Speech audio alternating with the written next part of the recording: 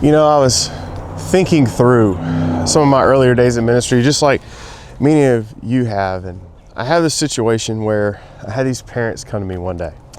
They had a son, his name was John. They said, hey, we want to meet with you about our son named John. And I was young in ministry, but gung-ho to have meaningful conversations. So one Sunday after church, we went by in our little connection room, and we sat down together, and I said, tell me about John, what's going on?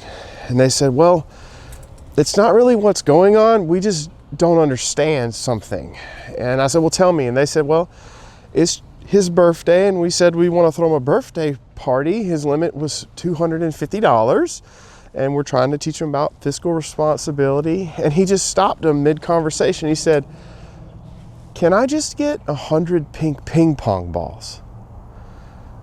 I didn't know what to say. What would you say? I just sat there, I was like, huh?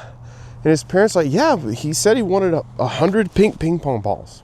And we don't know what to do. Is this like a euphemism? Is it some like movement with the youths these days? I said, I don't know anything about pink ping pong balls. That's new to me. Long story short, they bought him 100 pink ping pong balls. We never spoke about it again. That was just like one of those weird things you sweep under the rug and forget about it.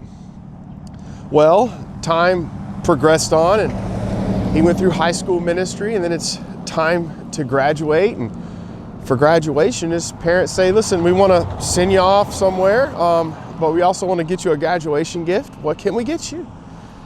And and he goes, well, I've thought about this. I worked really hard. I stayed on the dean's list. Can I get 200 pink ping pong balls? This is just straight up, man. They come and tell me this. I don't know what to say.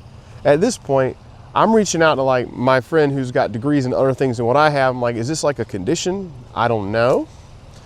They're like, we've never heard of this. This doesn't seem to be on like any kind of like DSM things. So they bought it for him. They never saw them again. He gets accepted to Winthrop, which is awesome. Meets the girl of his dreams, Catherine. She loves Jesus. They fall in love, get married. And at the wedding, I'm officiating, and I'll just never forget the look in his eye. If you're a pastor, you don't forget the look in the eye when in his eyes when she's coming down the aisle. We shared all these memories together. It's one of the reasons I like being a pastor. And then he goes off into life, and eventually they hit like 5-year anniversary, and his wife wants to sit down with me, and I'm like, okay, this is just 5 years. This happens. You've done it. I've done it. We've had it in our own marriages. Like, you got to work through things. So I sit down with her, and I'm like, what seems to be the thing? And she just looks at me and she goes, ping pong. I'm like, are you kidding me? This again, I didn't say that because you don't do that. I was like, what do you mean? She's like, for our 5-year anniversary, we wanted to go like an Alaskan cruise or to the Bahamas or something. And he just looked at me and said, can't we just get 1,000 pink ping pong balls and just call it?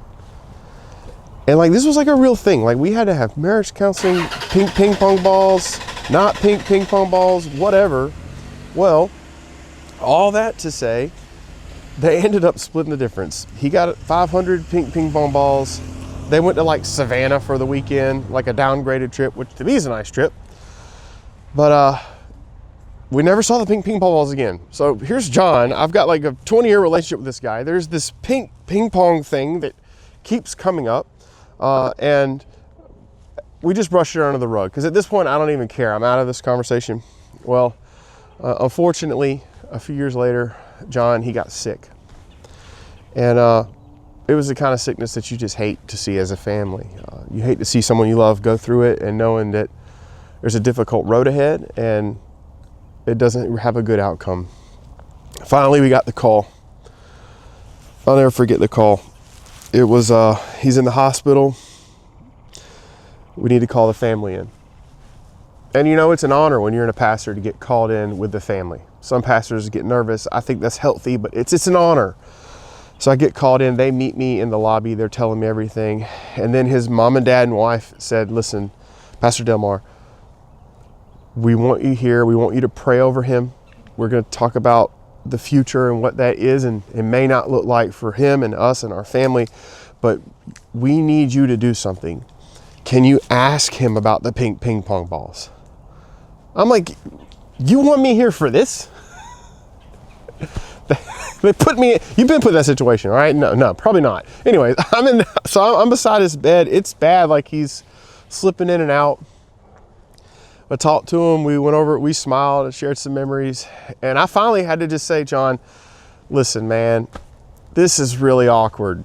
And trust me, this is more awkward for me than you. But your whole life, man, you were a kid, you wanted ping pong balls. When you graduated from a high school ministry here, usually we give you a Bible or something. You wanted ping pong balls.